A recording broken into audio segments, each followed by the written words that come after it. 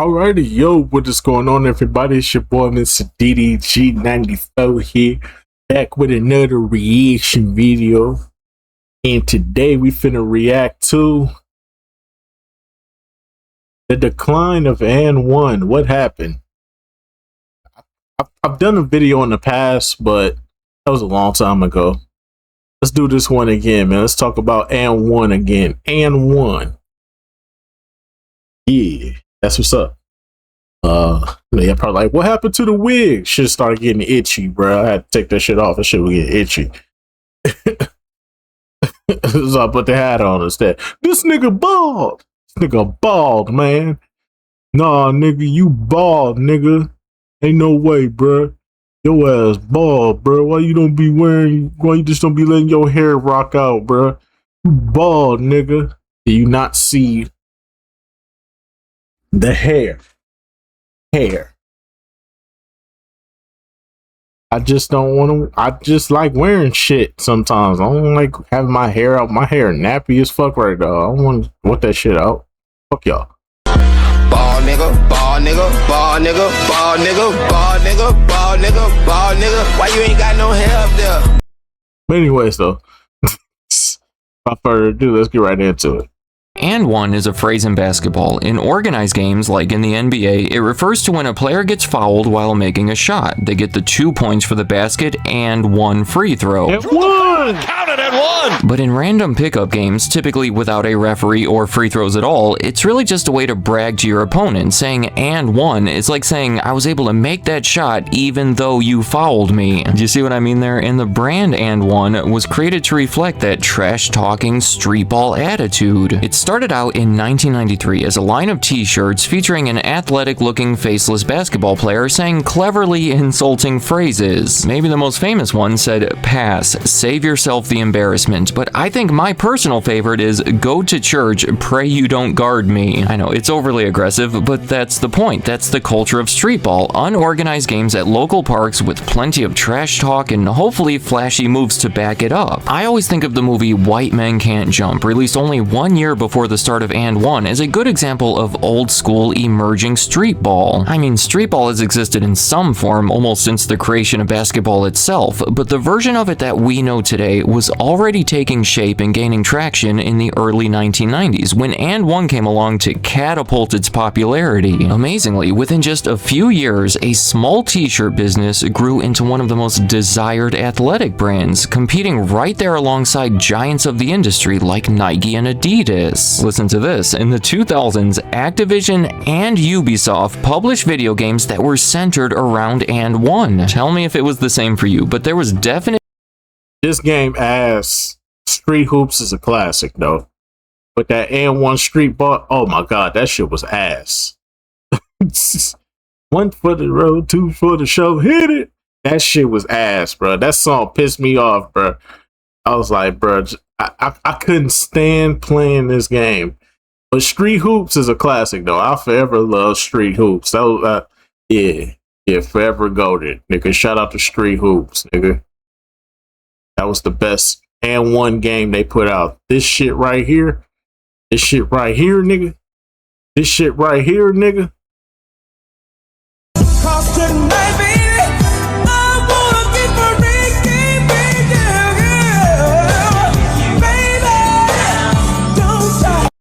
That shit was fucking terrible, bro. Terrible fucking game. Tubi ass game. Fuck out of here. Ain't nobody try to play that shit. That shit was trash. Hear me good, nigga. I'm here to double down. That shit is a 2-pack of ass. The fuck are you talking about? That shit stinks. A time in my life as a kid when I thought that AND1 was the coolest brand out there, and honestly, I cannot imagine anybody still thinking that. Today, it is essentially a discount brand, you know, the cheaper alternative you find at stores like Walmart when you are not willing to pay the price. I ain't gonna lie, I saw some AND1 basketball shorts. I was about to buy them bitches. Them shit just was clean, bruh. They had some AND1 shorts. I saw them bitches was clean. I was about to buy them bitches. I'm gonna definitely buy them, though. They ain't nothing but like $10. Shit, I'm gonna go get them bitches for sure. Most definitely, man. I'm gonna go get them, man. I'm gonna go get them AND1 shorts, bro. Them shit is fire, bro. It's hot outside. Shit. Definitely finna be rocking them AND1s, bro. Fuck y'all mean, bro. Premium for something higher quality or more respected, and it is sad to see them like this. So for this video, I want to talk about the unique history of AND1 while identifying 5 of the biggest reasons behind their decline, with the first reason being mainstream appeal. Starting with the number 4 overall pick in the 1996 NBA draft, Stephon Marbury, AND1 would sign young, emerging players to endorsement deals. And these players that they signed would typically exemplify that aggressive street ball attitude like Larry Johnson or Latrell Sprewell, who is probably most famous for choking his coach at a practice once. What many would consider their big break, the thing that took AND1 to that next level, was the 2000 dunk contest, where Vince Carter had one of the most memorable performances ever. Vince Carter jumping out the water. Red and white AND1 tie cheese. For one of the dunks, even put the ball under his leg, and that was the perfect way to feature the shoes. It's hard to find reliable numbers for a private company like this, but it looks like 2001 was their peak sales year, with something like 40% of the NBA wearing their shoes. From there, now that they had momentum, they became more aggressive by signing endorsement contracts with bigger, more established players like Kevin Garnett and Chauncey Billups, who actually won the finals wearing AND1s. I know everything I'm saying sounds really good at first, but remember, AND1 was established. I do not remember Kevin Garnett wearing fucking AND1s. I remember him being signed to Nike in the 90s, and then by the 2000s, he was in Adidas. I do not remember him wearing AND1s, bro. I'm sorry, I have no recollection of Kevin Garnett wearing AND1s, bro. Not at all. As an underground street ball brand, and the NBA is pretty much the opposite of underground street ball. To put it simple, they were out of their league, picking a fight with much stronger competitors that they simply could not win, leading me to the next reason behind their decline: competition. Look, even though AND1 was making a respectable impact, they were never anywhere near the same size or had the same resources as the more established brands like Nike or Adidas, who unlike no, in the 2000s it was Nike, Reebok. Adidas was like, they was just around. But the thing I think with AND1, they didn't have any like professional, they didn't have a big name behind them. Yeah, niggas was wearing their shoes, but they didn't have no big name behind them that they could like put a shoe on and be like, go buy that nigga shoe because he cold as shit. You know what I'm saying? Like Stephon Marbury wasn't that guy. Like he was good, but he wasn't that guy. You know what I'm saying? Reebok had Iverson, Nike had Jordan, Adidas had Kobe for a little bit. They had, matter of fact, they had Kobe, Tracy. Yeah, Tim Duncan. Adidas had arguably the top 3 players, the 3 of the top 5 players in the league at that time. AND1 had nobody. Come on, bruh. Maybe you. I mean, I feel like if there was a player around that time, they should have went after. They really should have. They should have got Vince Carter. He was wearing your shoes in the dunk contest. Y'all should have immediately said. You should have just gave him a blank check and said how much. How much? That's what I would have did. Vince Carter wearing my shoes in one of the probably the most iconic moments of his career. Blank check. How much you want? 10 million, 100 million, what you want? They should have capitalized on Vince Carter, bro. AND1 were selling products for all different sports in all different countries around the world. $281 million in sales at AND1's peak in 2001 sounds like a lot until you compare it to the other 2 that were well into the billions. AND1 was essentially able to creep in under the radar as street ball became more popular until the others noticed what was happening, or at the very least felt it was worth it to respond. In 2001, Nike made their famous freestyle commercial featuring NBA NBA players and famous street ballers doing some fancy dribbling to the music. Soon after, it was parodied in Scary Movie 2, exposing it to more people and helping it live on in people's minds. And then, maybe more notably, in 2003, the streetball competition show Nike Battlegrounds premiered on MTV, which I have to think was a direct response to the AND1 mixtape tour. That shit was garbage. I remember that shit. That shit was garbage. Compared to AND1 was 10 times better than that, bro. AND1 was 10 times better than that. Get this garbage up out of here, bro. Trash ass nigga. Hell no. Hell no. Trash ass nigga. That shit was trash, bro. But please, brother, I would rather watch AND1. I'd rather watch Professor, Hot Sauce, and them than watch this bullshit. This was some garbage.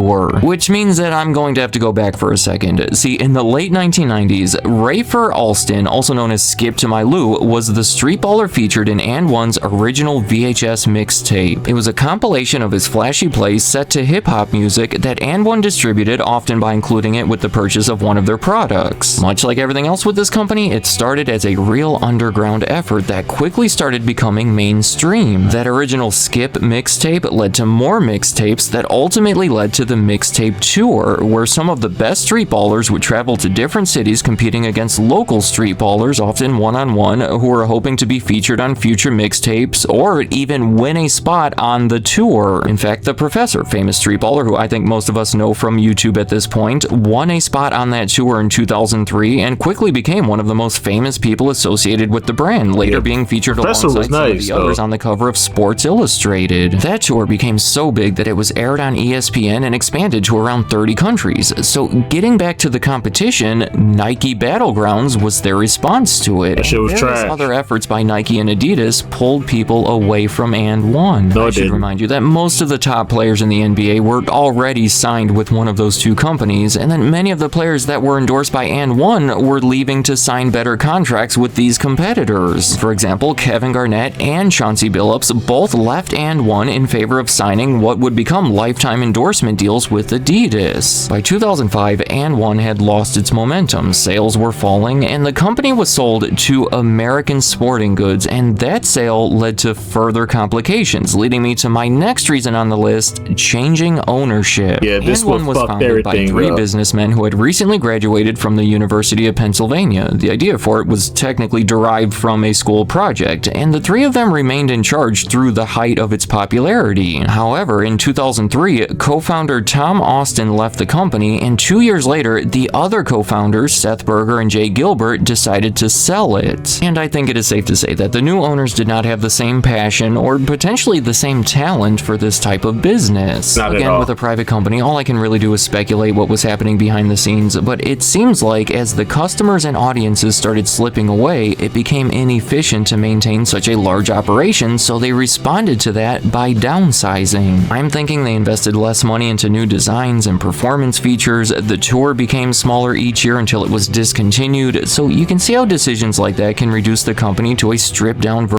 Man, once they got rid of the mixtape tour, that was it. That was it for AND1, bro. They ruined all our hopes and dreams, bro. And they wonder why the hood got so fucking violent. It's because this shit went away. This was like, if you couldn't make the league, you could make the mixtape tour. Like, it didn't take that much effort, bro. All you had to do was be flashy and just look good, and you can get on. This was like, if you couldn't make it to the league, this was like your second resort to getting out the hood. Then they took that away, and then the parks. Because I'm telling you, bro, in the 2000s, bro, you couldn't go to a park and it not be a court that's just empty. There was no empty courts. Not back in the 2000s, bro. No. I want to say somewhere around 2010, the park started becoming more empty. The violence started becoming more. Yeah. If AND1 stuck around long enough, man, we wouldn't be having all the problems. It wouldn't be all this violence. It wouldn't be niggas and shiesties with fucking lions and shit. We wouldn't have all this nonsense. because everybody be too busy working on their dribbling and their skills and stuff like that to get on the AND1 tour. Once they took that away, the hood was never the same. The hood was never the same after that. I hate to say it, but the violence, the crimes, all that shit started to pick back up when the second hope, your second dream went away. That's the truth. Version of what it once was. But then, as if things weren't uncertain enough, AND1 kept getting new owners. It's actually a little confusing to go through the timeline. The company who had bought AND1 was acquired by an even larger company who sold AND1 to a company that was later bought by a different company that filed for bankruptcy in 2021. So, what? As you could imagine, all of this was very distracting. I mean, this would be an unlikely comeback anyway, and I would say almost impossible with so many corporate changes happening. Every so often, they do something that feels promising. A few that stand out to me would be in 2012, they signed an endorsement deal with Lance Stevenson, who I think was the perfect person to represent the brand. No, At a young age, he became well known in the New York streetball communities for his flashy playing style, and he will probably be most remembered for this clip where he blew in LeBron's ear during the 2014 NBA playoffs. In 2018, they brought back Kevin Garnett as creative director and global ambassador. In 2026, they brought back the Professor as a brand ambassador and a director of talent. I don't know exactly what a lot of this means. They seem to be positive moves, but I cannot imagine any of them mattering too much unless AND1 connects with a company that has a lot of money and a lot of influence. And even then, it would likely be very different than it was the first time. Part of the reason I say that is because of the next reason on my list, the decline of streetball. There's really not much to say here other than the fact that streetball is not what it used to be. Younger players are coming up through the AAU, different playing styles are being valued that help with injury prevention. The NBA implementing a stricter dress code in 2005 likely contributed to a more proper That dress code don't mean shit now. League. Right now, it seems like a brand focused on streetball can only become so popular, but then if they don't focus on streetball, that would not really feel like AND1 anymore, so I don't know where they go from here. Along those same lines, I should also mention that mixtapes have obviously also declined. Almost since the mixtape tour ended in 2009, most people have been watching their basketball compilations over the internet.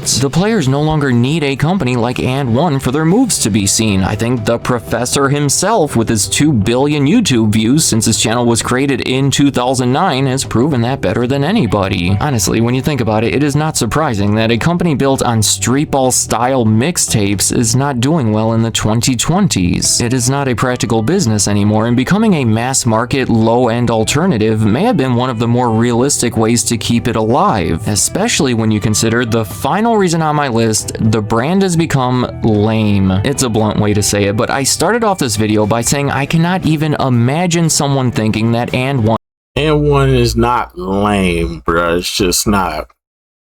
It's lost its popular. Its popularity is not there, especially with the newer generation of kids these days. They don't know nothing about AND1. They don't know about the mixtape tour. They don't know about Hot Sauce and Professor and all them. They don't know when that mixtape tour came to your city. Your city was lit, nigga. I'll never forget when they came to Milwaukee, bro. I'll never forget that. That was 2006, bro. That shit was so fucking, bro. That shit was so fucking lit, bro. They was in the Bradley Center going crazy, bro. Them niggas was in the Bradley Center going crazy. I ain't never seen my city so fucking lit until we won the championship in 2021, bro. When they came to our city, bro, it was lit, bro. Everybody was in there going crazy. All us kids was down there. We not even sitting in our seats, bro. We running down to the floor trying to see all the action and shit. Bro, it was just lit, bro. You just had to be there, bro. That environment, bro, is crazy, dog. To see them dudes go crazy, to see them dudes do what they do, man. Good times, bro. You just had to be there, bro. And they came to your city, it was up, bro. People don't know about this, bro. This is like only people that's gonna know about this is the people that that witnessed them at they peak, bruh. Like nowadays, AND1 is just a Walmart brand. Something that the dykes be wearing. Y'all know what I'm talking about. But anyways, though.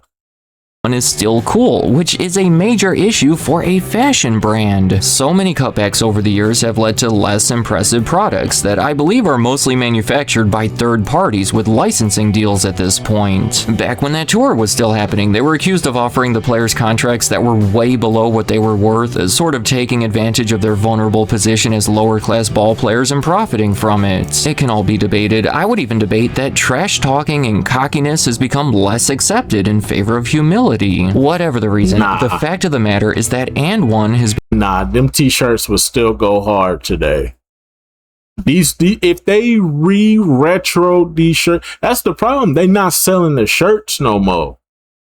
The shirt, if AND1 put these shirts back up, they would make billions. Get all the designs from the 90s and early 2000s and put them up. See, nowadays, you when you see an AND1 t-shirt, it's just AND1 in the logo. But if you got the trash talking ones back, you would sell so much, bro. They need to bring these back, bro. They need to put them in Walmart, bro. Put them in Guatemala. If you put these back in Guatemala, you will make millions, bro. They don't sell these in the store no more. Now it's just the AND1 logo on a shirt. That's it. $10, $5. But the shorts, though, the shorts go crazy, though. I ain't gonna lie. They shorts game has always been immaculate, though. Other than that, though, man, AND1 has definitely lost the plot. But I digress, though. Been fading for about 25 years now, to a point where it is no longer a desirable brand. Let me know in the comments, what are your thoughts about AND1, and have they changed over the years? They'll bring something like this back and sell it in Walmart, but they won't bring the trash talk shirts back. If they bring the trash talk shirts back, bruh, they gonna sell millions, bruh. Them shirts go crazy, bruh. The nostalgia, bruh. The 90s nostalgia, the 2000s nostalgia, bruh. They just don't understand that. I digress, though. Anyways, though, that's just gonna about do it for this one. Most definitely bad. AND1 is forever a certified hood classic for sure. This is a certified hood classic. I did a series called Things That Went Platinum in the Hood, and AND1 was something that went platinum in the hood. If you know, you know. But anyways, though, that's just gonna about do it for this one. I will see you all in the next video. Till then, deuces.